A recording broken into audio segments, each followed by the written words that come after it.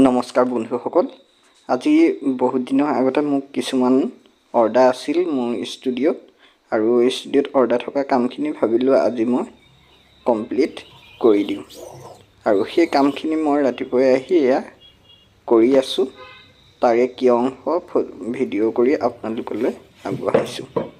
এয়া হ'ল আমাৰ ওচৰতে থকা দিলাপখৰা বহুমুখী উচ্চ মাধ্যমিক বিদ্যালয়ৰ প্ৰতিষ্ঠা দিৱসৰ কিছুমান ফ্লেগ আৰু সেই ফ্লেগখিনি মই কাপোৰত প্ৰিণ্ট কৰিছোঁ আৰু মই কাপোৰত প্ৰিণ্ট কৰি থকা সেই ফ্লেগবোৰৰ কি অংশ ভিডিঅ' আৰু ফটো আপোনালোকলৈ আগবঢ়াইছোঁ। এইখিনি চাওক।